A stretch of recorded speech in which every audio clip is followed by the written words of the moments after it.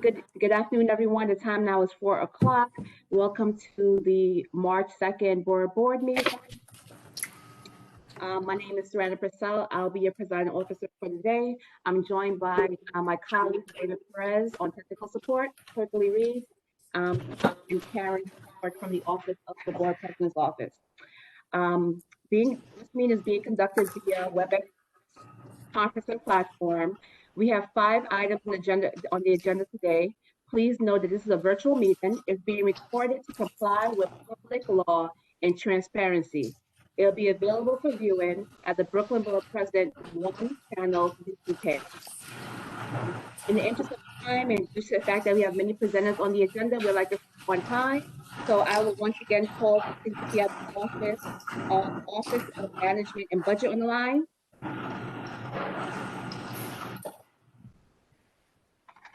Okay. As we don't. If everybody can go on mute, there's some feedback coming from someone's phone. Thank you. Thank you very much. Okay. One more call from the Office of Management and Budget. Okay, they're not on the line. With that being said, we are going to move on to our next agenda under item, and that is a presentation. We'll come back to roll call. We just want to make sure we get the presentation going while we get the quorum that we need to actually accept the minutes. Do we have the department? Let me make sure. Of Veterans Affairs. Hey, Serrano, we're right here. Yes. Oh, wonderful. All righty. And do you have are you ready to share your screen? Give me a sec. I'll be ready in just 10 seconds. Hold on. Not a problem. So you could get that ready. We're getting to share your screen. All right. So this evening, one of our items on the agenda is a presentation from the New York City Department of Veteran Services on their services for the veterans community. Presenting tonight is the commissioner from New York State Department of Veteran Services, James Hendon, and I believe he's also joined by a colleague from the department, Terrence Holliday. So whenever you're ready, you can put up your screen and share, and we'll start this presentation, and just once OMB come on the line, we'll move on to the next presentation, and then we'll do a roll call. Thank you very much. Serrano, how much time do I have? I want to be respectful. I'll get through this fast. The allocated was about 10 minutes on the presentation because we have a budget part of it. All right, let me try to get through it quick so I can. No, I think you'll be good on time. We started. All right. Thank you so much. I'm gonna try to get through the presentation. Any questions folks have to be open to. First off, I just want to extend my gratitude to you and all the folks from the Borough President's office for allowing us to be here today. My name is James Hendon. I was commissioner for the New York City Department of Veterans Services. Let me see if I can make sure y'all see this thing fully. Take that whole screen. All right. Just giving a quick presentation about who we are and what we do and how we're able to help. And Serrano, it has a copy of this, so hopefully you'll be able to receive this. So anything that's mentioned here, you should get a copy of this PDF, and you can always reach out to us if you have questions. I'm saying it for those who can't see it. The phone number is 212-416-5250. The phone number is 212-416-5250. And then the email address is connect@veterans.nyc.gov. It is connect@veterans.nyc.gov. And then the website is nyc.gov/vets. Once again, the website is nyc.gov/vets. So just to get right to it, just want to level set. I could say 1,000 things we do on this presentation, but it's important to me that you know who we are and just, how we think and how we operate. And so, I just level set by putting some quotes here. And I'll read them and then I'll keep pushing. One of them is Shirley Chisholm. Service is the rent we pay for the privilege of living on this earth. One more time, that Shirley Chisholm quoted, service is the rent we pay for the privilege of living on this earth. The other one is, Confucius. It says here, the man I do apologize. Can everyone put their phone on mute? I was hearing some background noise. Thank you. Next one is the man who moves a mountain begins by carrying away small stones. Moves a mountain begins by carrying away small stones. And then the other one I'll say is, when I stand before God at the end of my life, I would hope that I would not have a single bit of talent left and could say I used everything you gave me. So one more time, that one is, when I stand before God at the end of my life, I would hope that I would not have a single bit of talent left and could say I used everything you gave me. All of us on this call share a certain heart towards trying to help people. All of us on this call understand this work takes time. And all of us on this call give so much more of ourselves to be right by people. That's what these quotes reflect, in my opinion. Let me get the next slide up. Hold on. All right. About us. Our mission, the Department of Veteran Services, is to connect, mobilize, and empower New York City's veteran community. Our values, I say test when I tell people how to remember our values. It's tenacity, empowerment, selflessness, and transparency. For the members of our team, the traits that we hold dear are drive, competence, discipline, character, and people skills. You know, we all just doing what we can to try to uplift this group that is the 210,000 veterans who call New York City home, of whom over a quarter of all New York City veterans, 25.7%, live in the borough of Brooklyn. And so, you know, we just try to, keep one another honest and right in the foxhole together to uplift this mission. Because when you triple the number, if you account for the dependents, the spouses, the children, and the relatives and loved ones, you really get to over 600,000 people whom we are assisting. Legally, if somebody were to dig up Chapter 75 of the New York City Charter, the larger mission that we have, the tasks are to assist and inform New York City's veteran community. And programmatically, it breaks out into assisting on issues that involve benefits, issues that involve health, issues that involve employment, that involve education, housing, and then for other, we like to say anything heritage related or culture related fits in other. So the areas that we are legally mandated to assist and inform our veterans and their families on involve benefits, health, employment, education, housing, and then other. Over the long term, what keeps me up at night in this role as commissioner for the department's Veteran Services Agency is we have fewer and fewer veterans right now in America and in New York City. And I don't have a problem with us having fewer veterans. My problem is that we need every single person who's left to raise their hand to be counted and say, I'm a member of this community. Demographically, the veteran community is declining at a rate of 1.8% per year right now in the country. It's 3.2% in the state of New York. It's 3.8% in the city of New York. You have more being done with less. In other words, there are fewer people serving in the military. And that's why we have a smaller and smaller veteran group. The country grows. And so for me, I always tell in this house together, I need everyone else to put their hands up to say they're here for us to be able to continue to thrive.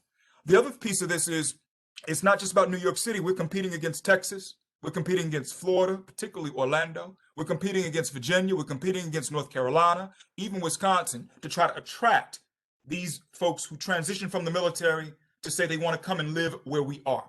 1 out of 2 veterans, 1 out of 2 service members transition from active duty, become veterans, and they settle down in a place that's not home. So all about half of us come back to a place that's not home. We're also trying to do what we can to keep our numbers strong and to grow and not decline. So we've got to attract these men and women to live, learn, and work in the city of New York. We do this as far as trying to, just tackle the long-term challenges and accomplish our mission by uplifting and empowering the entire veteran community. We focus on it by looking at the past, looking at the present, and looking at the future. Uplifting the past, empowering the present, and pioneering the future. We also try to animate the community so we're not just focused on one end of the bell curve, the left end or the right end or the middle, but the entire bell curve.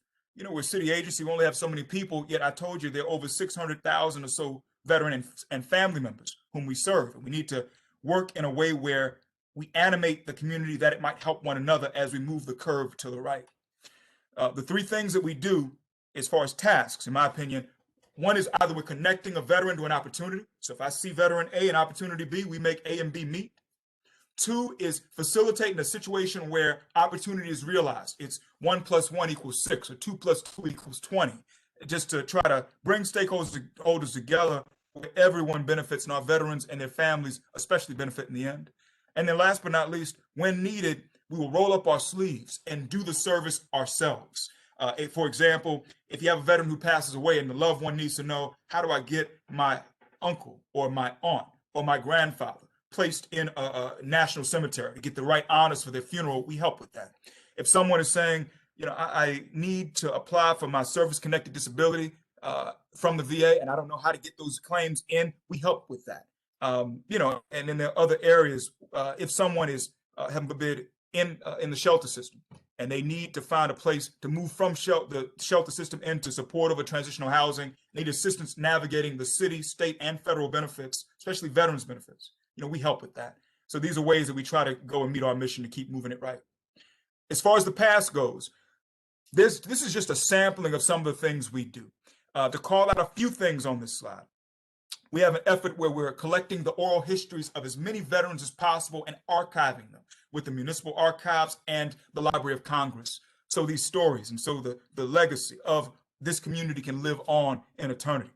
I already mentioned work that we do with those families whose loved ones pass away with our funeral honors program. And I mentioned the work with claims to help veterans apply for money they receive for the rest of their life monthly, anywhere from $115 to $4,000 or more, based on whatever disabilities or issues that they've incurred, damage to their mind, their body while in service. A couple of offerings for the present. It boils down to food, housing, healthcare, and employment. Even though we're veterans, the issues we deal with are no different from the issues many of you deal with day in and day out in your respective districts. So for us, for food, it's tying veterans in not only to Get Food NYC, but this picture is we push food out that's donated through HelloFresh every week from Canarsie, from the Campaign Against Hunger's warehouse there, to veterans, as an example.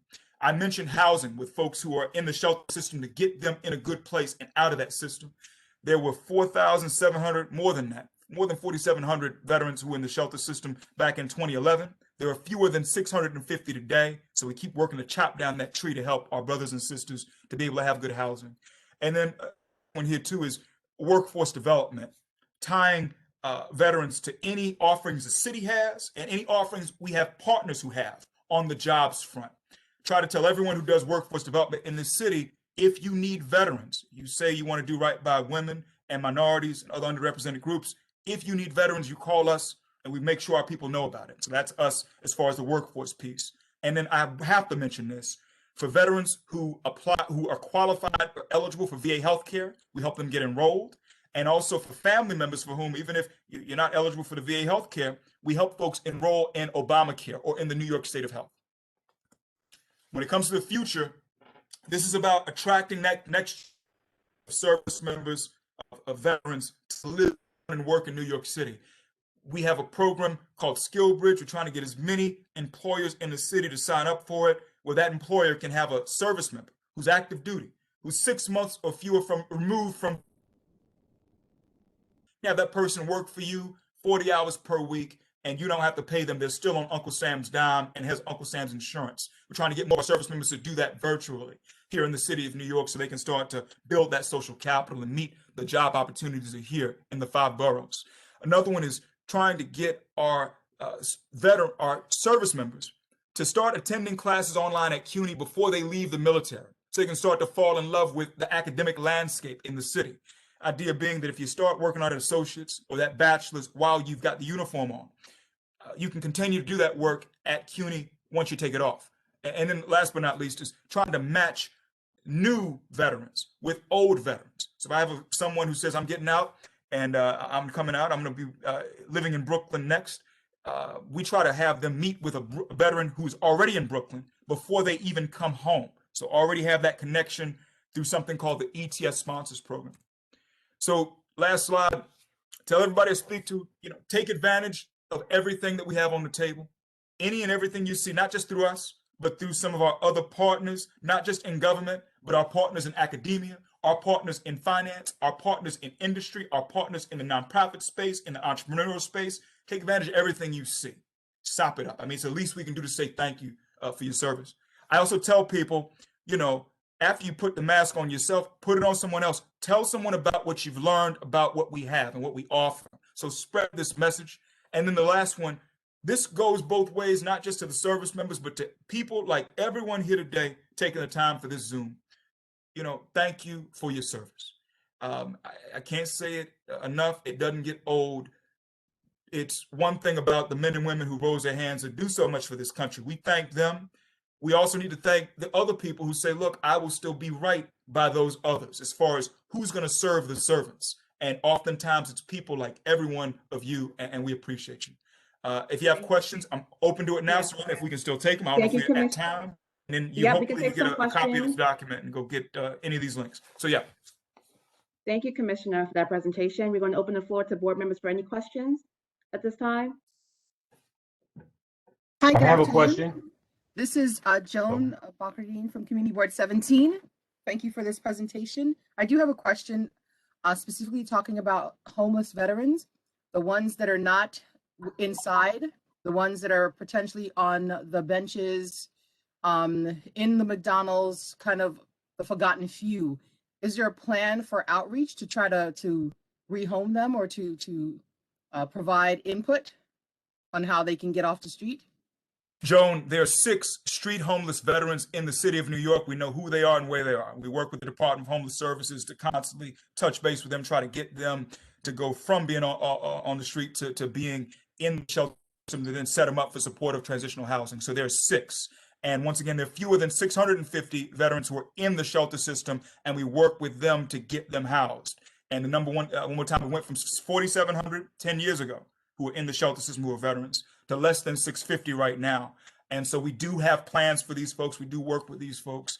So yeah, that is something very much on our mind, just to say it. Thank you. Mm-hmm. Any other questions? We take like 2 more. Yes, I have a question. Jeff Sanor from CB13, first vice chair. Mr. Hendon, is there any specific program that you're having for the COVID vaccination for the veterans? For any reach For us, so Jeff, it cuts 2 ways. One is, of course, we're making sure our veterans are tied into the city's vaccine efforts as far as what's going on. The city and state efforts are reflected through the vaccine command center, and we do tie our veterans in with that. We always push information out on that front.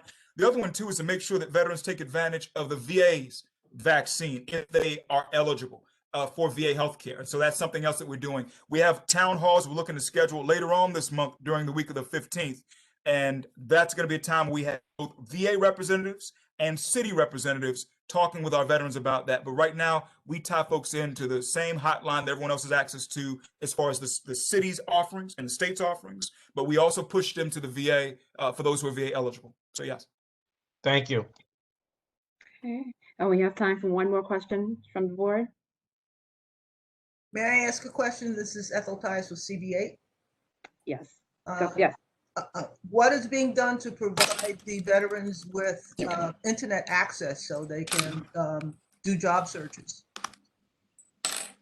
Ethel, right now, we haven't looked at the internet access piece. So we have, our veterans, as far as we have, if they were to do that job search, they go to empirevets.com, which is one of the sites here, which lists several jobs we have available to our veterans.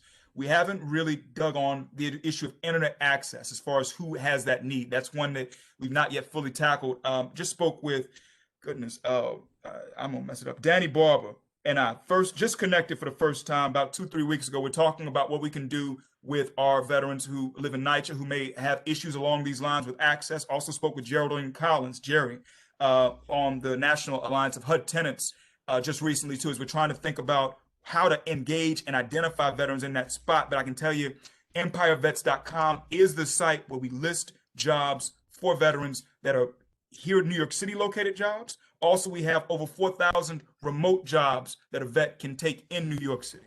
It's based in Kansas, it's based in Texas, based in California, Illinois, but you can work here in New York, you can work in CBA and still get that job. So that is something that we have right now. Thank you. I would hope you'd also look at smartphones for them.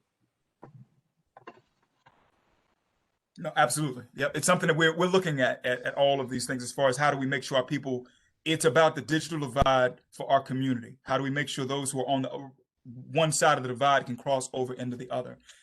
So yeah, I appreciate the feedback too. And anybody has any ideas, any thoughts, I'll put my email address in the chat, my info in the chat. Feel free to reach out anytime beyond this. And you have our information on this slide presentation. Surrender, is there time for 1 more question? Yes, I was going to say any questions from the public, but go ahead. Go ahead. Okay, Yes. Teresa Scavo, Community Board 15. Mr. Hendon, since this pandemic hit this city so badly, are the VA hospitals at capacity, over capacity? How are you doing with COVID at the VA locations? Right now, and I want to be clear, I don't work for the VA, I work for the city. As far as veteran service, I'm not a VA employee. I know from a call we had with them last week about, COVID and the situation right now. It's what we've gathered is that they're not oversaturated right now as far as the VA hospitals. They're not under capacity, they're not over capacity, they're at capacity right now, and that they're not oversaturated. That's what we do know from having a discussion with our friends there last week. I can say that much. Thank you so much. Mm-hmm.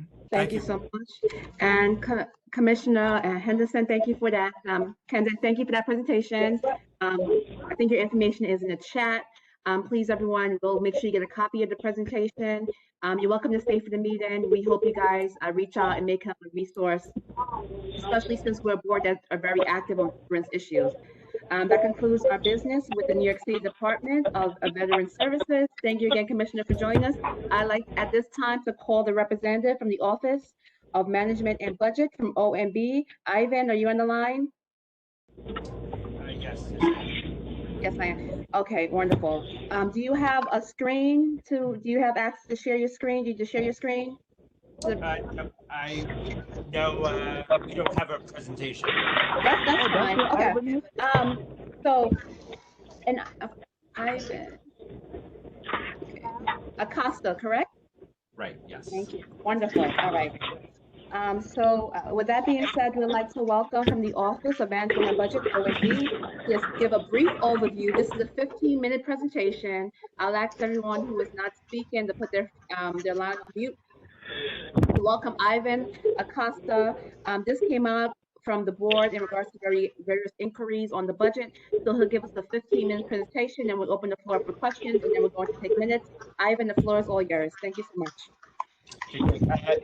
My understanding is that someone from CU or City Hall is also on the phone. Is that true?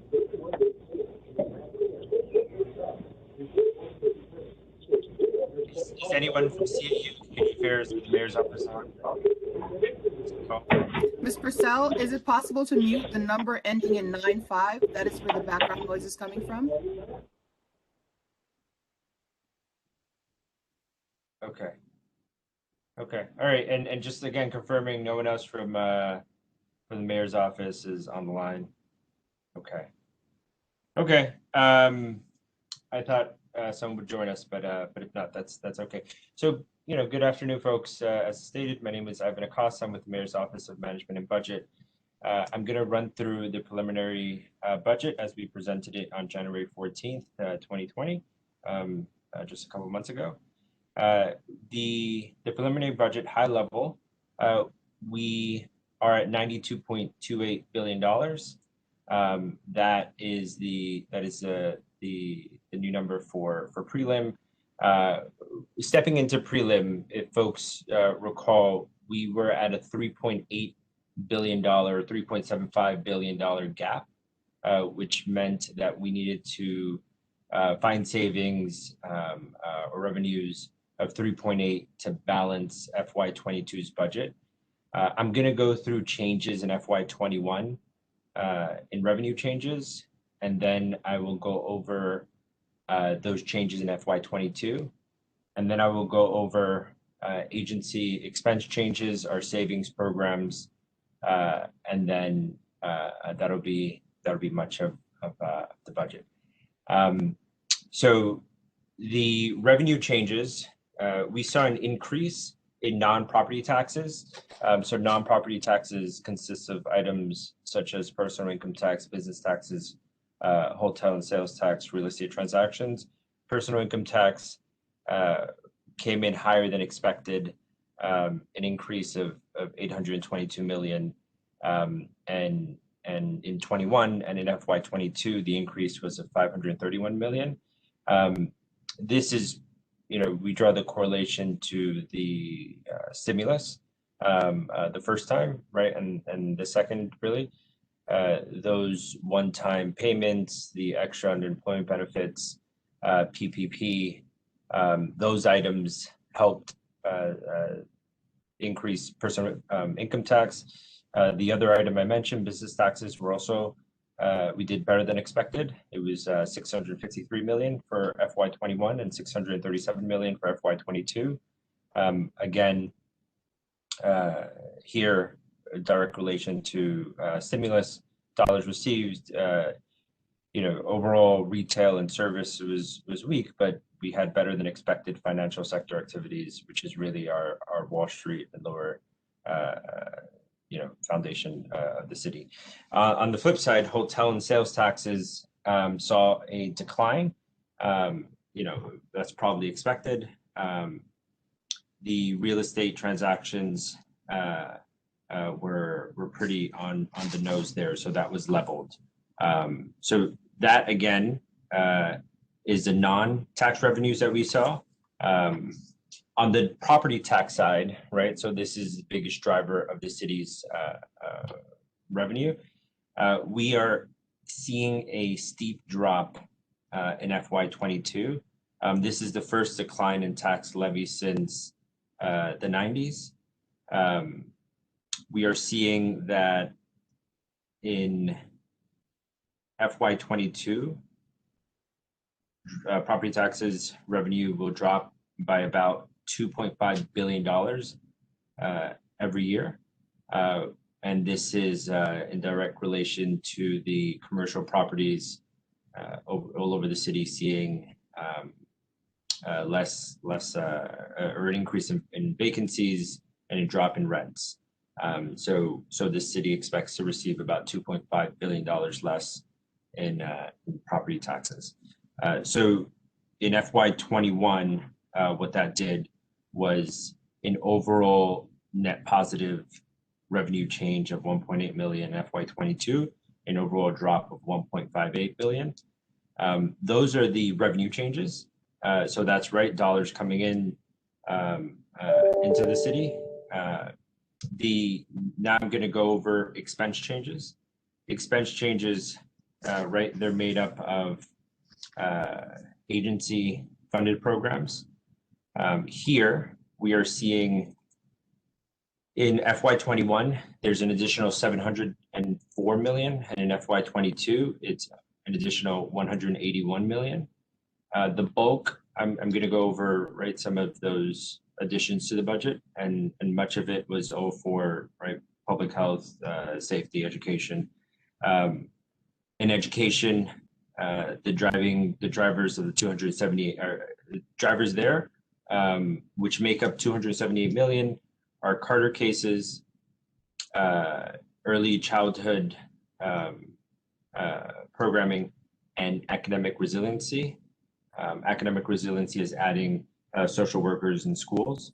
And then the next big item making up $200 million of the 704 for FY21 is H&H Test and Trace, our Test and Trace program. The next item, the next largest item is Learning Bridges at 57 million, and that's in DYCD's budget primarily, followed by the Emergency Food Program at 52 million. And then the following two, which make up the bulk of the 700 million in FY21, is, just a moment, is Do It. So it's shelter Wi-Fi upgrades and 3-on-1 surge and staff. And then that's at 38 million. And then Campaign Finance Fund, 35 million. That's a required amount. And that's really, partial matching funds, and it's a stand up for the elections that we're required to fund. So most of the dollars that I went through make up the bulk of the 704 million. For FY22, as I mentioned, it's 181 million. The bulk there are 35 million in education, and that's the social workers, right? Because that's an amount that they get paid out every year. The 3-on-1 staff, that's at 15 million.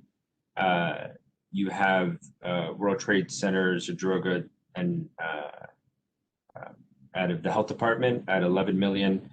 to comply with rules and regulations there. And then you have funding for fair fares, DSS, 53 million. So that makes up the bulk of the 181. Those are agency expense changes. So as you note, right, not a lot of dollars went into the budget, right, because we were in a precarious situation. As I noted, right, the gap entering FY22 that we needed to close was 3.8 billion, and it grew because of the property taxes revenue forecast going down. It actually grew to almost $5 billion, to about 5.2 billion. I'm sorry, it's about 5.2 billion. So those are the agency expenses. Now I'm going to go over the agency savings, and this is somewhere where, right, we've every single plan that we've had, we have a savings plan. In the past, they were called efficiencies, and it's where we work with agencies to find as much savings as we could, as we could, but faced with a budget, right, that where we needed to close such a big gap, we took greater savings. So here we did over 2 years. It's $1.3 billion. So in FY21, and there's my sheet, for FY21, the agency savings are 270 million, and for FY22, it's 718 million. Those dollars are mostly, let me just read off some of the agency savings so you can get an understanding of what those numbers represent. Give me just a moment. So they are items such as in NYPD, there's a cut in FY22 of 121 million, and this is in overtime savings. So we took, if folks remember, NYPD took cuts in last year's budget, but not all of those cuts were baselined. For example, the overtime cut was not baselined, and we baselined that overtime cut of 121 million in FY22 in the out years. Same goes with DOC, Department of Corrections. Their overtime budget was cut 49 million in FY22. We also found 20 million in DOF in their administrative and revocable consent savings, and then in other places, DOE, we did federal food revenue at 30 million, and then FDNY saw an increase of we call it savings because they had $15 million in 21 and 21 and 21 million in FY22 of reimbursements for ambulance services. So it's an administrative thing for them. So those make up the bulk of the 1.3 over the 2 years. The other big part of the way to close our gap was our hiring and management policy, and this is our 3-to-1 hiring policy. It's in FY21, it's a savings of 215 million, and FY22 the savings are 326 million. That is it means that 3 individuals leave an agency and 1 is able to be hired back. The other way we achieved savings was refinancing debt. So this is 250 million in FY21 and 326 in FY22. We pulled down from the general reserves and the capital stabilization reserve. In the general reserve, we pulled down 734 million, and in the capital stabilization reserve, we pulled down 950 million. And these are, right, as folks know, and I didn't open up the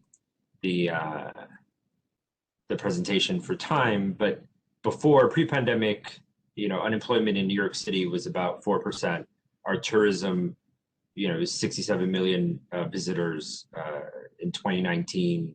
Our tax revenues were strong. Our reserves were fairly high, but we saw an overall tax revenue decline of about $10.5 billion.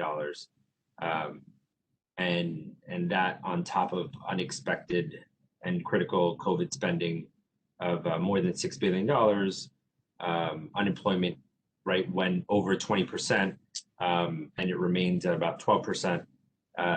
You had nearly 500,000 New Yorkers who were unemployed. Those items, in addition to, the state budget came out, we have state risks. The state is threatening to cut about $619 million from our budget. And this is, somewhat typical, but it is not typical to do this during a pandemic. So, we're seeing cuts to social services, cuts to the health, Department of Health, cuts to education, all totaling $619 million. Proposed cuts by the state, whose budget is due at the end of the month. So we're looking forward and hopefully receive stimulus dollars. With all the data that I just provided, we were able to balance the budget, but again, by no means was it easy. There were painful cuts that we had to take. There's a hiring and attrition program. And it's something that we will, hopefully if we receive stimulus, the city sort of turns around, we're able to vaccinate, and folks feel more comfortable, visiting New York again, and stores, culturals, businesses, all open up again, then we'll have a strong recovery. But for now, as far as prelim goes, we face the daunting task of closing the $3.8 billion budget gap, which again grew to 5.2 due to lower than expected property tax revenue. We were able to close it, and I will mention some other things that well, I guess that is the presentation. The budget director did speak earlier today at the hearing. We started at 10 a.m. and the hearing was about almost 3.5 hours. So folks are free to watch that. And with that, I will close. Thank you very much. Thank you for your presentation. I am going to open the floor to board members. Ivan, go ahead. Yeah, sure. My understanding is the mayor's office could answer questions. We just had a hearing, to ask questions about a budget is much different than asking questions about a program or a service. Folks, their agencies can speak specifically about their budget and their programs.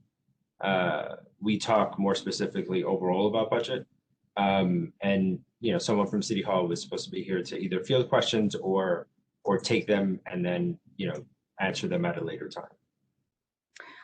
Is it a possibility to hear some of the board's concerns, or we're not? So I'm just to confirm again. I'm sorry. No one from City Hall is on. Okay. Let me just check. Is there any way we can get a copy of what he's submitting? Let me see. So no one from City Hall is on. So we'll respect those terms, as no one that we don't have anyone on to take questions from this presentation. But what I would do, and Ivan, you don't have to answer, but I will just, if the board don't mind, take the 3 minutes to share any of your concerns. I know we have received correspondence in regards to budget issues, especially related to community boards.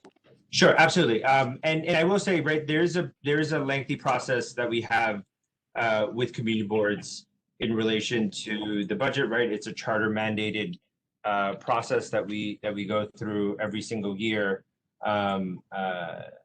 You know, the boards, you know, they submit to agencies their priorities and to OMB. We, you know, there's responses that are you know, put on record.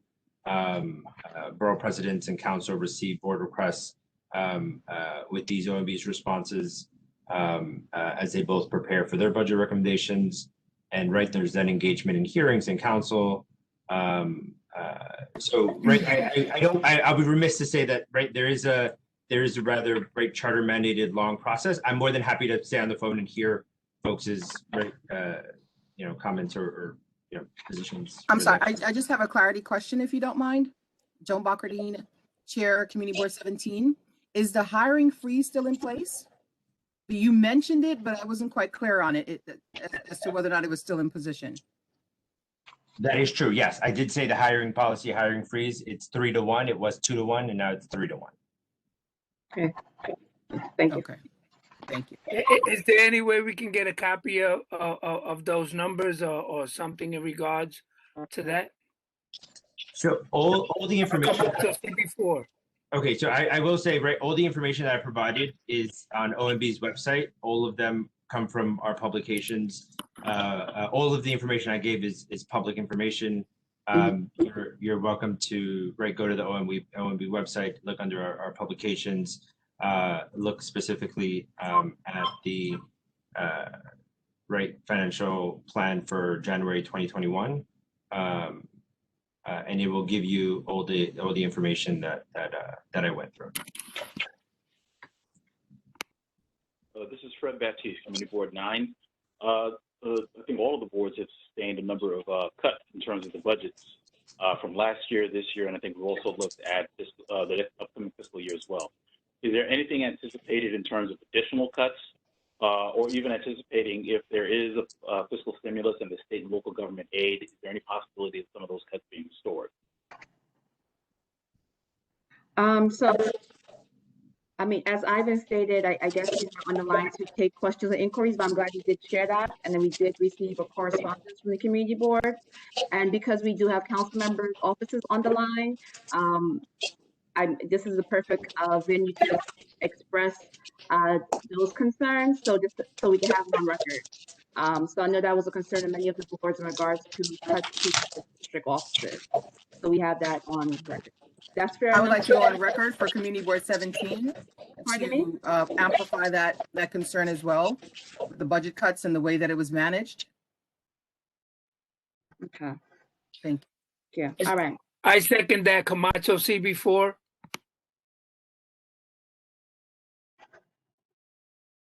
Okay. All right, so it's noted on the record. So with that being said, I'd like to thank Ivan Acosta for joining us and giving us a brief overview. Ivan, thank you so much. We appreciate it. We have 2 more presentations, but before we do that, I'd like to go and try to take roll call really quickly, really smoothly. Look like everyone's here. Look like we have a good crowd. So. Thank you, Sharana. I'll go down. Thank you very much. Goodbye. All. Thank you. No problem. Thank you so much. Well,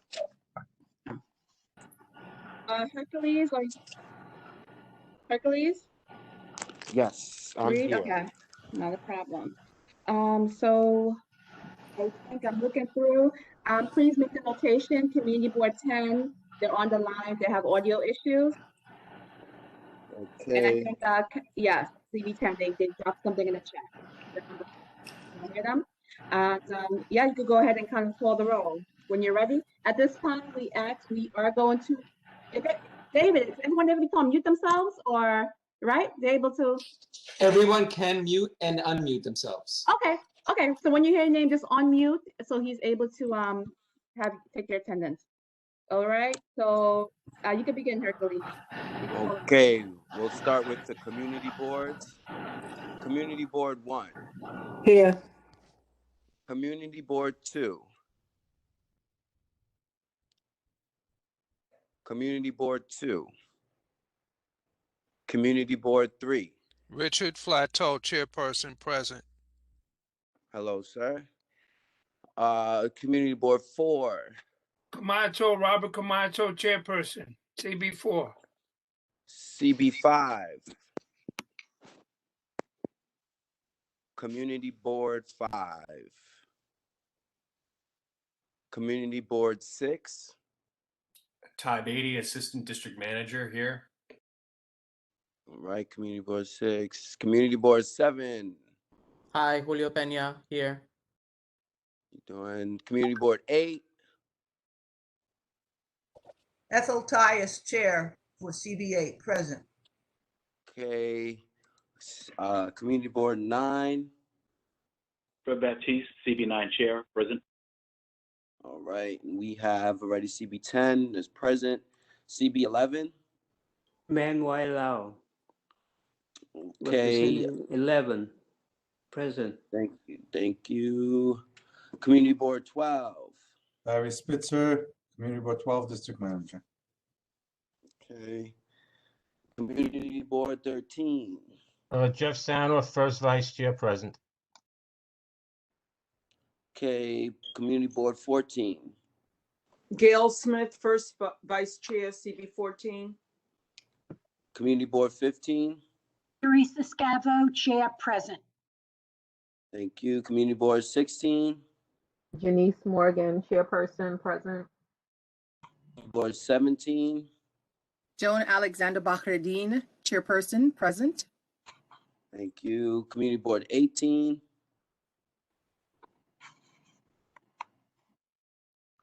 Okay. Going on to council members. We have Councilman Stephen Levin's office. Antonio Reynoso. Lori Cumbo. Councilman Robert Cornegie. Ian Fullerton from Councilmember Cornegie's office, present. Dharma Diaz.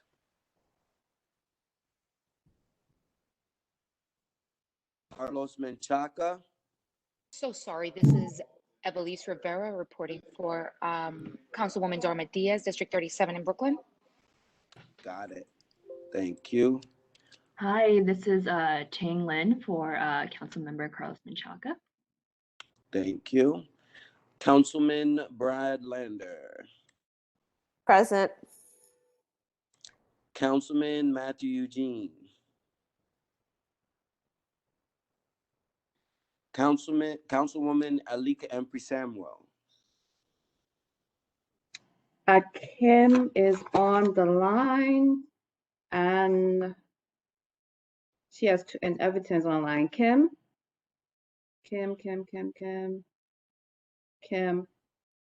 Yeah, so Kim is online. Another rep is on the line. Hi, I'm just listening, but I'm out sick. Everton is Yeah. supposed to be. I think No, he's he's having on. problems with mute. Yeah, he's on, but he's unable to get the audio. So you can mark them. So she's represented. Yes, No problem. We got Alika Fine. Samuel Mark Feel present. better, Kim. Thanks. Nobody from Matthew Eugene's office, correct? No. Okay. Councilwoman Inez Barron. Okay, Michael Sheldon for Councilmember Justin Brannon, present. Justin Brennan was next. Was anyone here for Inez sorry. Barron? All good. I got you now. Okay, no Inez Barron. We got Justin Brennan, Councilmember Justin Brennan, Kalman Yeager.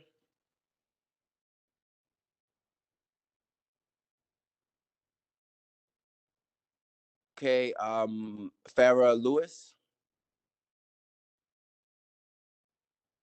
Councilwoman Farrah Lewis. Okay, Alan Maisel. Okay, Councilman Mark Traeger. Okay, Councilman Heim Deutsch. Okay. Brown present for Councilman Deutsch. Thank you. Okay, I'm just going to see if any line is in the chat. Is anyone on the chat that has not been called? And Board President's office present. Yes, of course, of course. All right, I'm gonna get the count now.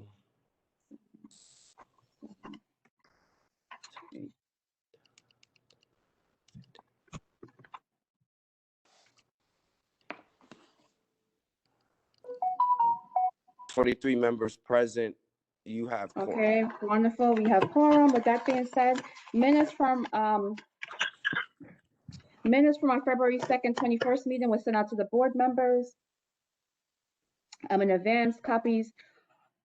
Is there any corrections to the minutes? No. Is there a motion to, okay, is there a motion to accept the minutes from February 2nd? Teresa Scavo, Community Board 15, motions to accept the minutes as printed. Joan Gail Bocardine Smith, seconds. second. Who second? I'm sorry. Gail Smith, CB14, second. Thank you. It was moved and second to adopt the minutes from February 2nd. All those in favor? Aye. Aye. Aye. Okay. Aye. No one opposed, and do anyone abstain from voting? Okay, wonderful. The motion carries. The minutes from February 2nd has been adopted. Thank you so much. That being said, we're going to move on to our next item on the agenda. We have a presentation. This is a 10-minute presentation from the Department of Chamber of Commerce and New York City small businesses on resources network recovery program in support of local Brooklyn businesses. Presenting on behalf of the Brooklyn Chamber of Commerce, I'd like everyone to welcome, I'm here the whole time, and I don't see your name on the screen, Deshaun Mars, and Deshaun Mars is the, one second, Deshaun, I'll make sure I have you here, Senior Director of Business Recovery for the Chamber, correct? Yes, All right, wonderful. Yep. So No, but more importantly, yes? I was going to say more importantly, Brooklyn native, born and raised, so. All right. With that being said, yep, you can begin. All right, perfect. Thank you so much. Good afternoon. Hope everyone is doing well. It is such a pleasure to be here.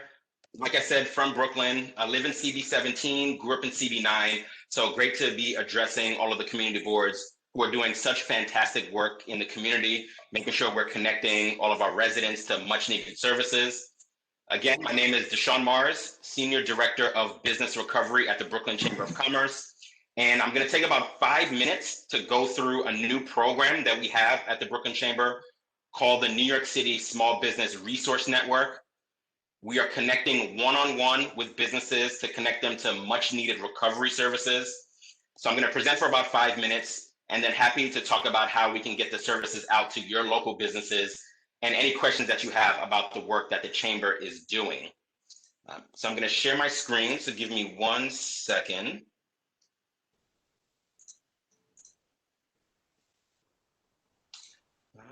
All right, perfect. So hold on. All right, can folks see my screen here? Yes. Yeah. Okay, perfect. Okay, great. So I'm going to give you all some context about what we do at the Chamber. I mean, we want to be the eyes and the ears of the business community in Brooklyn. So that's working with our community boards, working with elected officials and policymakers to make sure that folks understand the implications of different pieces of legislation on the business community. So that's on our advocacy front, our support of small businesses. And then we're also providing technical assistance for businesses. So if you or anyone you know wants to start a business, is looking for free business courses, financing, legal support, help with regulations, they can get that support from the Brooklyn Chamber. So that's what we typically do in normal times. But we've been in a pandemic for a year now, and everything is about recovery. So we've shifted a lot of our operations from the Brooklyn Chamber to providing recovery services for our local businesses. So I'll talk about this initiative that we have to connect directly with businesses, but I wanted to give you some quick context about what we normally do at the Chamber and how we started to pivot and operate just a little bit differently to provide the support that businesses currently need. So our urgent mission right now, we want to save as many businesses as possible. This is not a cliche, us saying that our small businesses are the backbone of our economy in New York City, but it's true. Our small businesses are hiring locally. They're providing much needed services and diversity in our communities. The diversity of our retail strips and our corridors makes New York and Brooklyn in particular really, really special. So it'll be catastrophic if we're not doing everything that we can to save as many businesses as possible. So this is where the Brooklyn Chamber is coming in, and this is where our Small Business Resource Network is coming in. So like I mentioned, we've pivoted and we shifted our operations to providing recovery work. So that means providing PPE for small businesses who need masks, gloves, thermometers, face shields, etc. We have no interest loans and grants that we've been giving out to our local businesses, but that's just part of the recovery work. We are part of a citywide initiative called the New York City Small Business Resource Network.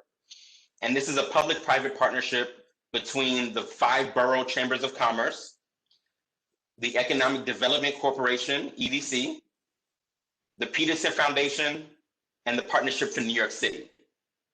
So in short, what we're doing, we are working individually, providing one-on-one assistance directly to business owners to connect them to over 150 resources that we've secured from the EDC and the Partnership for New York City. So how does the program work? So we have one-on-one assistance. We have small business support specialists at the Brooklyn Chamber that are working directly with business owners, offering that one-on-one individual personalized support. So this support is no cost to the business owner. And we have a repository of public and private resources that we're connecting businesses to. So financing, if you have any businesses that are looking for financing, we've been helping to connect people to different CDFIs and financial institutions to help them with their Paycheck Protection Program applications. Those applications close March 31st.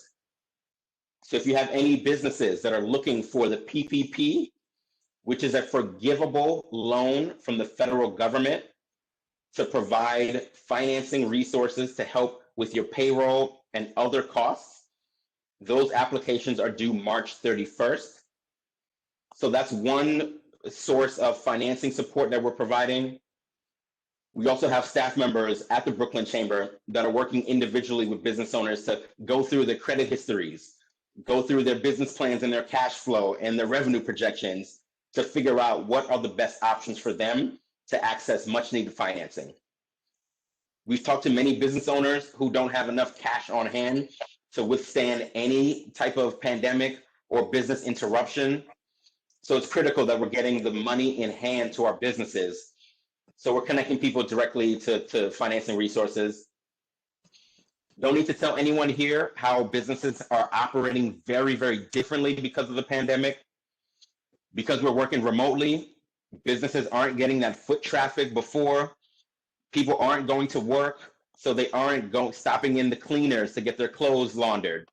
They aren't stopping in your local food spot or the place to buy some clothes. So businesses are thinking about how they can pivot their operations to expand their customer base. So we're providing marketing services. We're helping with one-on-one consultations to help businesses kind of think through how do you operate differently so you can market your services to a broader array of folks. Because for businesses, their revenues are declining, so they need to figure out a different way to generate some more revenue. On a technology front, we're helping businesses with their websites. You won't believe how many businesses are not online. So this pandemic has forced people to start selling their services online and to make sure they have a website. So we have technology specialists that are working with businesses to help them with their digital strategy and to help them build their own websites. Legal assistance, we have pro bono, no cost legal services that we're providing through a number of different organizations. There's an eviction moratorium that's in place now, but businesses are thinking through if they need to restructure their leases. Do they need to renegotiate their lease? How can they talk to their landlord? What kind of provisions are in their leases? What kind of rights do they have? We're connecting people to free legal services to help them navigate this rent situation, since a lot of our business owners either have not been paying rent They are figuring out, are they going to have extra years on the back end of a lease because they can't pay now? What's going to happen after the moratorium? So we're providing free legal counsel for businesses. And lastly, free one-on-one mentoring support to help businesses think through their strategy. What's great about the program is that once you sign up, you'll have a liaison from the Brooklyn Chamber, such as myself or one of my colleagues who's actually presented at a few different community boards recently. But you'll have a direct liaison staff member at the Brooklyn Chamber that's offering you that one-on-one support. I'm going to stress a couple of things. This program is completely free and no cost to the business owner in order to work with us. We also have, I mentioned, we have technology specialists on staff that are helping people build their websites, get online, and figure out the digital strategy. And then we also have a restaurant specialist on staff that's providing dedicated support for the restaurant and hospitality industries. Our restaurants have been hit especially hard, so it's important for us to bring on a staff member who's dedicated to the restaurant industry to help that industry who's been decimated, help them recover and get through this COVID period now. I'll drop these links in the chat, but in order for businesses to get in contact with us, it's a 3-minute intake form where they give us their contact information, they tell us their business needs, and a staff member on my team will get in contact with that business owner to do a consultation with them, to talk through what resources they're looking for. And then we connect them to, again, the over 150 resources that we have access to that EDC and the Partnership for New York City has procured for us. We'll look through our resources to figure out what we can get them access to.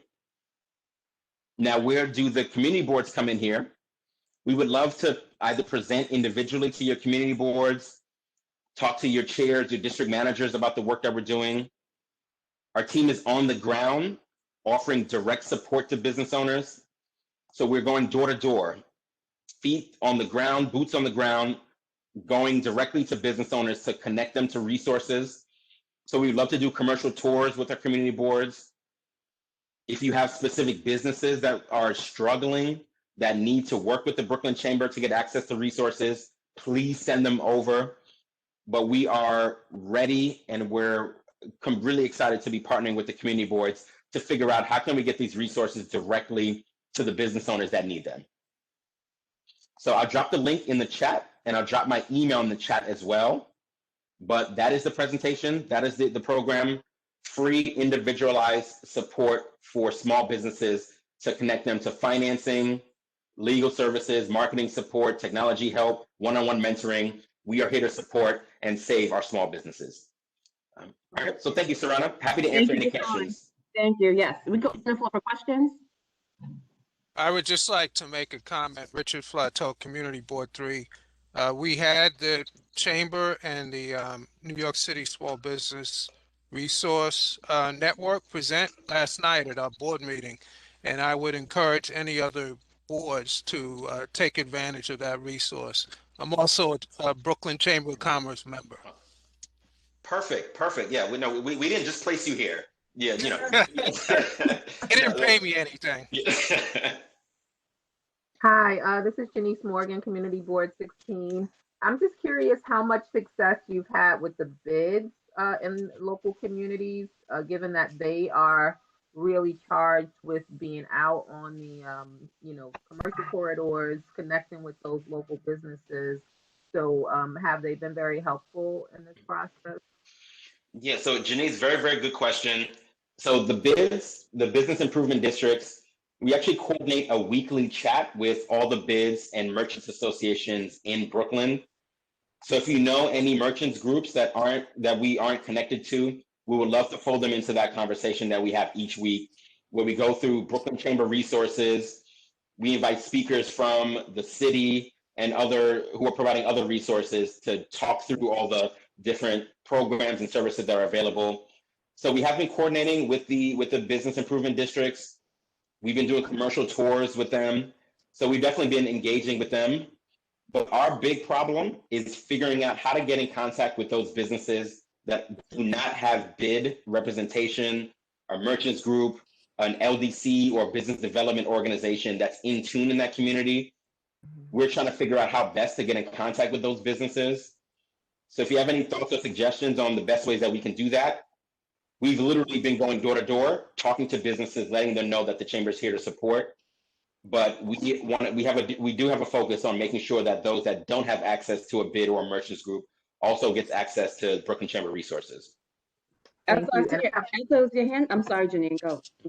Sorry, I just have one other question. How are your relationships, given that many of the communities have been impacted? How are you leveraging the communities that have bank and development districts? How are you utilizing that designation to help in the recovery efforts? I think a lot of times there's a disconnect with local merchants in terms of understanding the benefits of those designations and that those funds are available. So do you have a detailed list of where the banking development districts, and are the relationships in place to make sure that these businesses are taking advantage of the net 29 days of PPP money that's available? How's that going? Yeah. So the reason why we do go out door to door and engage directly with those business owners is because business owners are busy. They are running their businesses. They have their staff members. They're trying to figure out this pandemic, got to figure out how to get online. So primarily we've been going out individually door to door to try to connect directly with those business owners. But then we're also working with our Bridge Street development corporations, the Tompkins Avenue Merchants Associations, Cypress Hills Local Development Corporation, other organizations such as that who are in tune with the business community. We've been doing dedicated outreach to make sure that those organizations know who we are. Because to be frank and to be honest, there's so much noise that's out there. There's so many different resources. Everyone has a Zoom, everyone has a webinar, everyone has a WebEx to talk about their resources. So we try to cut through all that noise for business owners. So we've been partnering with those community-based and community development organizations to make sure that they know that we're here to support. They know what resources are out there. But I would encourage everyone here, if you have any businesses that have not applied for the PPP, March 31st is the application deadline. This is free money from the federal government to help you with your payroll, your mortgage, utility costs, etc. It's a forgivable loan. So encourage any of your businesses to take advantage of that. But that's why we're really excited to join the call today, because we want to work with the community boards as well to make sure we can get the info out. So whether that's through a newsletter that you may have where we can get included, or even individual business owners, or coming with us on those tours, we want to figure out how to leverage you all who have those connections to get in contact with the business owners as well. Thank you so much. Look forward to speaking with you, and would definitely love to extend an invitation to you to present at Community Board 16. All right, absolutely, absolutely. I'll drop my information in the chat so everyone here can follow up, please. Thank you. CB8, I have a question. I'm sorry, Ms. Purcell, may I? Yes, go ahead, yes. Okay, I'm very interested in, I'll make sure Mr. Mars gets a list of businesses in CB8, especially along Nostrand Avenue. I read recently where the Open Streets program is going to be formalized for the coming warm weather. The problem for CB8 primary commercial strips is that most of them are SBS routes. And so I hope that DOT will be flexible enough to allow open streets programs in along Nostrand Avenue or the other streets where it exists. I think it's Utica Avenue for sure. Sometime to do open streets Friday night, Friday afternoon, Friday night, Saturday afternoons, Saturday night and Sunday. Is that possible? Do you think DOT would work with those groups? That would be number one. And then number two would be to get the merchants who are not organized yet, and that's Nostrand Kingston, Utica to form formal merchant associations? Would you help them do that so that they can, as a group, hire heavy lifters to put up the barriers for the traffic and take them down each of those evenings so that they can participate in the Open Streets program? Yeah. So I'll address their second question. These are all amazing questions. So thank you for bringing that up. Love CB8 as well. I grew up right south of you in CB9, but I have love for CB8 as well. So in terms of the merchants groups, just if you're talking to any business owners and they're confused about why they need to organize, the city, the state, federal government, they'll have money that they give to organizations to help with, commercial beautification, placemaking and other different things to revitalize a corridor. You need a formal organization in order to receive those funds. So that's why it's very important to have those merchants groups. So the Brooklyn Chamber, we're working in Bay Ridge. We are working on Nostrand Avenue with the Nostrand Ave Restaurant and Bar Association, right along between, Atlantic and Eastern Parkway. We've been working with a few of those businesses there. So I'm happy to talk to any businesses about the importance of organizing and getting together. In terms of a formal role that the chamber could play, that'll all depend on the funding that we have to play a more fiduciary financial role with those organizations. But more than happy to talk to groups of business owners that are thinking about organizing. So we are more than happy to talk to any of those groups. Your first question about DOT and the SBS routes, so that I'm not sure about. I used to work for the city, and I know that there are a lot of different competing interests when the city makes a decision. So I'm not absolutely sure what would happen with the open streets versus the SBS bus lanes. But what's great about the chamber, and my colleague Vladimir is also on the line here, and he manages all of our intergovernmental affairs. We have a direct line to Small Business Services, Department of Transportation, and the other business agencies. So we're more than happy to initiate a conversation or to let those agencies know that this is a concern. And we're happy to play that role to hopefully connect you all to those agencies to get whatever questions that you have answered, because I'm not quite sure about the open streets and the SBS. Okay, CB17, CB7, and then Councilmember Machapa's office. Hi, thank you. Hey, Deshaun. Hi, CB17. How's it going?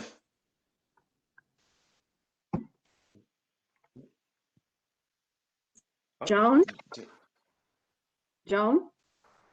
I can't hear you, Joan. Can you hear? No. Joan? Okay. We'll wait till she get back on. CB7, Joan? I think I'll type her in the chat. CB7, Julio? Sure. Just wait Hi. till we'll get back, Joan. Okay. Go ahead. Okay, sorry.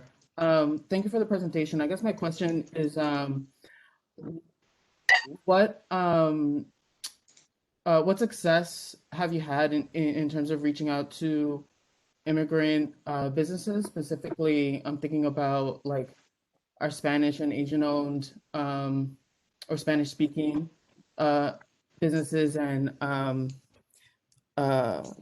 Asian-owned businesses, and I'm like trying to think about like better ways to reach to those who either don't have access to technology or aren't necessarily inclined to use as much technology. So I'm just thinking about like what success have you had and ways that we can better engage. Mm-hmm. Yeah. So thank you for that, Julio. So in terms of immigrant-owned businesses, that's absolutely something that everyone needs to focus more on. Oftentimes, our immigrant-owned businesses aren't connected to those formal organizations or city services. So it's very critical that we're also supporting those businesses, since I think about half of businesses in New York City are owned by foreign-born New Yorkers. So we go out directly door to door, and that's low tech. It doesn't sound fancy, but we will go out directly to the business to try to engage with them. I should have mentioned this during the presentation, but we have staff members who speak Spanish, Italian, Haitian Creole, and Chinese. So we have staff members who speak multiple languages on staff, but we'll typically try to work with a bid, a merchants group. If there's another organization that that business owner might be connected to, we'll try to go through those organizations, because once you have that trusted voice and that trusted partner, it makes it so much easier to do that warm handoff to say, hey, Deshaun's a great guy from the Brooklyn Chamber. You can trust him and the Chamber to provide you services. So as best as we can, we try to go through those organizations to get the word out. So if that's going through the community boards, we would absolutely love to. Elected officials who have those relationships, we would love to get in contact to make sure we can get in contact with the business owners. But we do have success going directly to business owners, and then also working with a trusted community voice to try to ease those connections for us. Okay, Councilmember Menchaca, and I'll try to come back to Jean. Hi, I'm sorry, I'm back on. Do you hear me? You're back? Okay, go ahead. Awesome. So my question is about perspective. I hear you talking about coming to the board meetings to address merchant issues. May I recommend instead, or have you thought about instead reaching out to the commerce committees for each board? Because usually what happens is that the merchants attend, or the small business owners attend these meetings, and that's the time that they allocate to join in and to have conversations with the board, as opposed to coming to the general board meeting, which can go on for hours. So my recommendation is to do that, as opposed to, or maybe reach out to the boards to be intentional about it. But my recommendation would be the Commerce Committee as your first stop. Okay, no, thank you for that. No, I definitely appreciate that. That's such an excellent suggestion. You know, the Commerce Committees, Economic Development Committees, you all are connected to what's happening on the ground. So absolutely, we will look on the community board websites to get the information. Or Sarana, if there's a central place where all that information is housed, we would love to just blast out and start connecting with the individual commerce committees. Yeah, I'll share your contacts to the boards and ask them maybe they could share you with their small business commerce committee. Does that make sense? Yeah. Yeah, for sure. Yep, and thank you for that, Joan. And I'd love to connect with, I believe it's Hassan, who's the chair, right, for Economic Development in 2017. Yeah, because he's doing the corridor walks and all the stuff that you're talking about. That's what made me think, like, just go direct to the source. Oh, perfect. Yeah, if you can intro me, would definitely love to. It'll be my pleasure. You'll see an email once we're done with the call. All right, awesome. Thank you. Appreciate it. All right, I don't see any more hands. Ethel, is your hand up for another question, or is it? No? Okay. Oh, yeah, this is Tang from Councilmember Shaw's office. Yeah, and my question was, thank you, Deshaun, for your presentation. My question was similar to Julio's. CB7 is our district. We know that on 5th Avenue, we have the 5th Avenue bid, but on 8th Avenue, which is primarily our Chinese neighbors, we don't have a bid for them. And I'm glad that the Commerce has Chinese speaking staff members to help them. I think especially crucial during this time, because our Chinese business owners has especially been impacted by COVID, due to racist comments, so I think I really look forward to working with the Commerce to see how we can help, just all our businesses in our district. Yeah. No, absolutely. No, it would definitely be our pleasure. Thank you. I don't see any more questions. I don't see any more hands at this time. Okay. I'd like to, in the interest of time, I'd like to thank Deshaun for coming out from the Brooklyn Chamber of Commerce. Any questions for the public, from the public? No? Okay. Thank you for the presentation. It's very helpful. We'll make sure we connect everyone via email. That concludes our business with the Brooklyn Chamber of Commerce. Our final item for tonight is a presentation while we get ready from the Department of City Planning. David, do we have David? Well, yes. David Perez, can you get up David Parrish? Okay, I'll get, to get up okay. So our next presentation, we have representatives from the New York City Department of Planning, and they're going to present on some changes that's going to be occurring regarding updates on the zoning online application filing process. This is important to all the community boards. So we'll have David Parrish come up and he could introduce his colleagues that are also on the line with him. Yes. Hi. Okay. While you're doing that, I'll introduce Yep. Veronica Pospis, who will be speaking with me. Sarah Whittam and Kasha Orzakowski have also been working with me on this project. They're also on the line. And, Hello. I do have a PowerPoint if I might be able to. Yes, you may. share. Yes. Yes. Okay. Yes. I'm actually having Veronica or Sarah, can you share the PowerPoint while I get started? I'm not able to do so for some reason. Okay, hold on a moment. Let me just find it. Well, Sarah, David, yeah. do they have access to you have access to share it or no? Is it? Yes, David has access to share it, but apparently it's not working for him. So I'll give rights to Sarah. Okay. Thank you. Well, Sarah does that. First of all, it's a pleasure to be here with my fellow Brooklynites.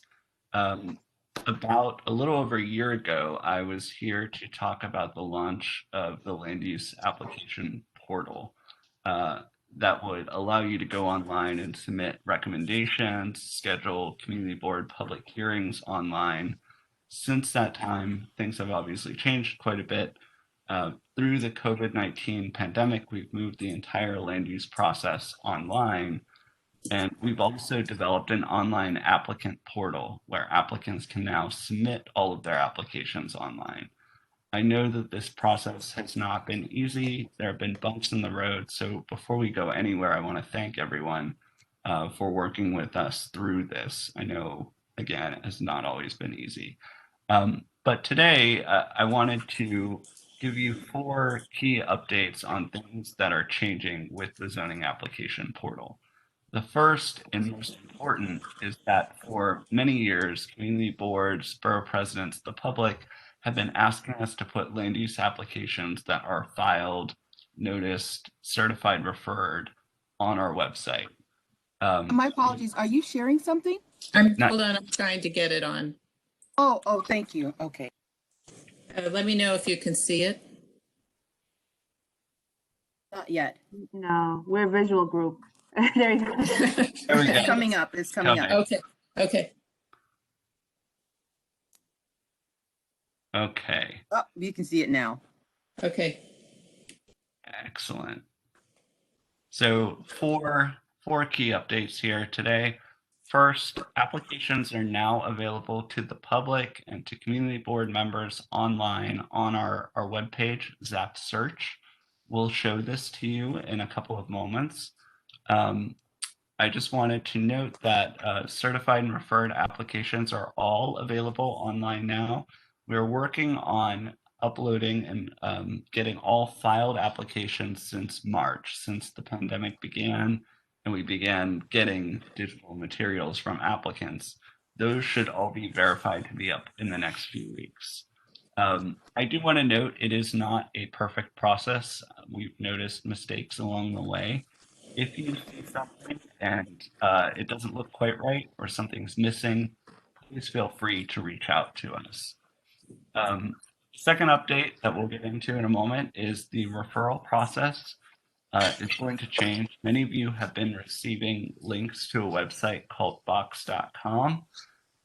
Beginning in April, we're going to direct people to Zap Search, where all those documents will be online. The third update is that we're going to talk through some help and training opportunities. Veronica and Sarah are the core of our help team. I know some of you have probably met Veronica, and we want to make sure that you're connected and advance other training opportunities. And the fourth update is that we've gotten a lot of feedback from community boards about what they want to see on the land use participant portal. And I just want to acknowledge that we've heard that feedback. We haven't made much progress in building out new features this year because we've been building the applicant portal, but we intend to return to that soon. So Sarah, if you could go to the next slide. So again, we're working to get all of our filed applications online right now. If you don't see something that you think should be there, you can reach out to us via email, or you could file an open records request and we will get it to you as soon as possible and then make sure it gets uploaded to our portal. You know, we get many applications. I want to note enclosed cafe applications will not be up in the near future, but all other filed applications, we're working on getting them up online now. And I'll share this so you'll have our contact info. The referral process today, community boards are getting an email with a link to box.com to download files. Beginning in April, you'll get the same email, so you'll be getting email notifications still, but it will have a link to Zap Search, the public website instead. We'll show you in a moment where the documents are, so hopefully this isn't a huge change, but we'll be doing training before we push this switch. Sarah, could you pull up Zap Search?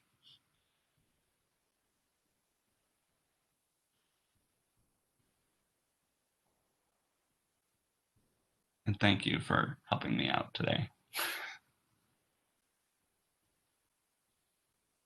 It takes a team.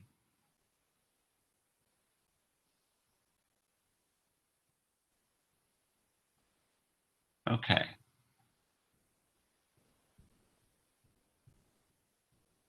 So I just want to note that, yes, here you can filter for projects. Many of you, if you haven't been to the site lately, we have added a noticed option, which will allow you to search for products that are noticed 30 days before certification or referral. We have also, you can search for certified and referred or recently filed applications. So you'll be able to do any of those. I'm sorry, Snow. Am I the only one? Yeah, I think Sarah's having a technical issue. You share the slides? Sarah, can you just open the live? Difficult to follow. Yes. Okay. Sarah, could you open the live website?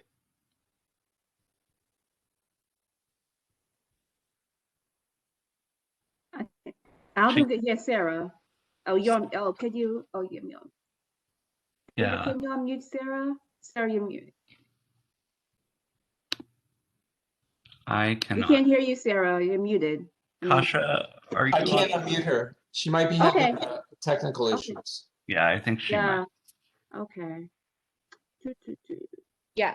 Did you need something, David? Yes. Brooklyn Borough IT. Could you make Kasha Orzechowski the host? And Kasha, could you pull up? It'll be very quick. Who do you want me to make host? Presenter? Tasha. Yeah. Tasha? Mm-hmm. Orzechowski.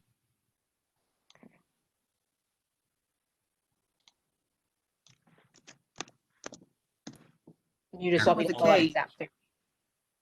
Yes. Apologies for the technical difficulties. These live demos are always, many times they go well, and sometimes technology doesn't work for us. Sorry. Right. Okay. So, David, you just want me to pull? Yeah. Would you just pull up Zap Search? Yes.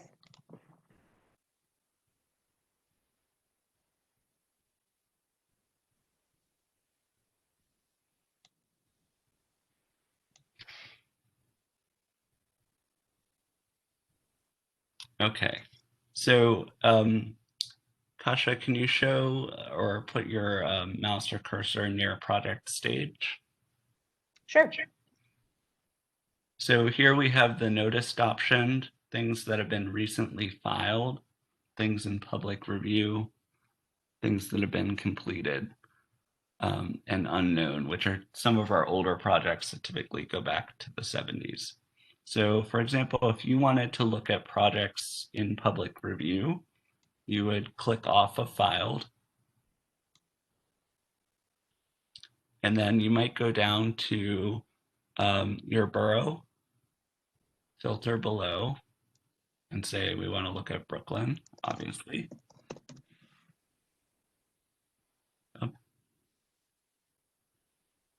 And let's check the West 16th special permit, the second one on the list. So to show you, for those not familiar with this page, the new thing that we've added is this little button called Public Documents. Kasha, could you highlight that, please?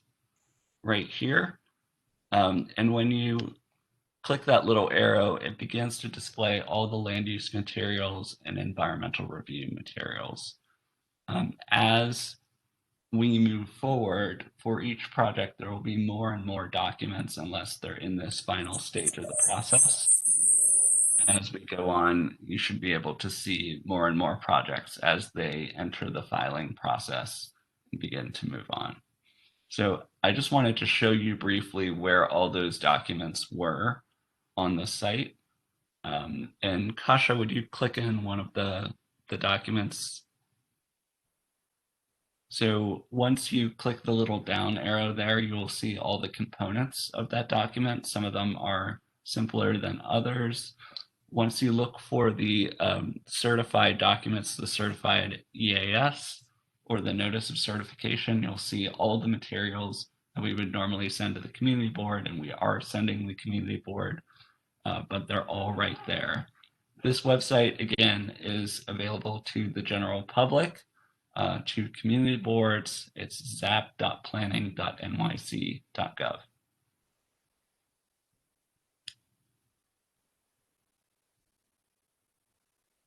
I also just wanted to note for our last two updates, I had to.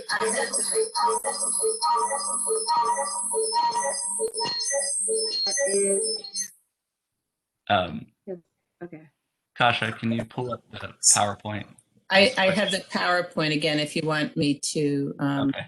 Just close. Sorry. Are there any questions at this point?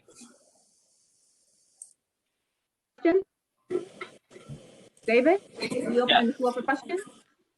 Yes, I think we're wonderful. All right. Do we have any questions from the board members?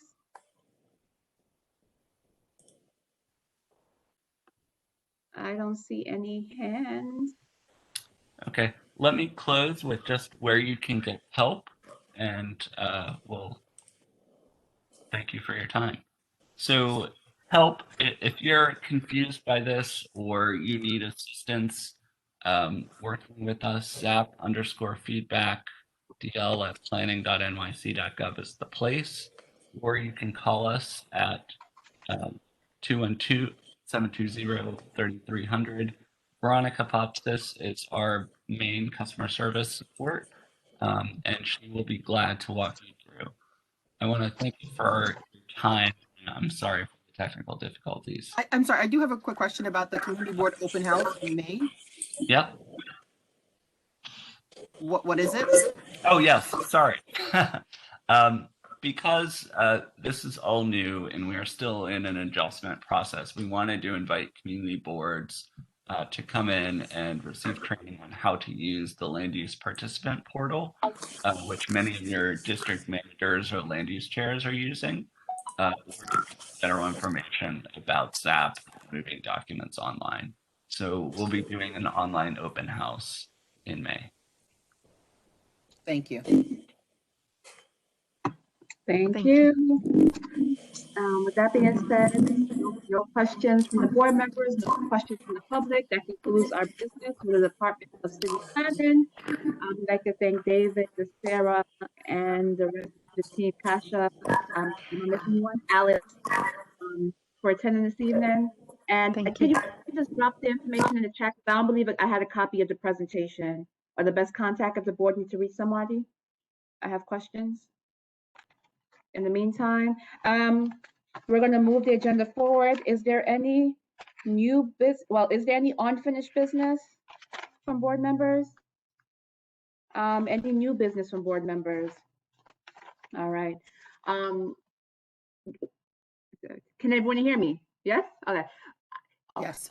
Oh, so we're probably going to wrap up right now, but just a little bit of update. I did pull up the letter that we spoke about last night that went out regarding the presentation that we have from the mayor's office regarding police reform. As stated, yes, in the letter it stated the need to have a full community input. The board president have been on record in regards to that's the layout that he wanted in regards to the letter. It's not the final outcome, but it was noted, and his stance still stands with the board to have a more inclusive process. So I will just ask everyone to be mindful of the process going forward. We do know that it has to go towards the city council for any notifications and so forth. So if you could just, as a board, monitor the progress of that initiative going forward. With that being said, can I have a motion to adjourn for this evening? Joan Alexander Bocardine moves to adjourn the meeting at 5:06 Dallas Fuller p.m. second. Dallas Fuller second. Okay, all those in favor? Aye. Thank you. Wonderful, guys. We'll see you next month, April. And thank you guys for attending, and have a wonderful rest of your week. Thank you. Bye. Thank you. Take care, everybody. Bye. Bye.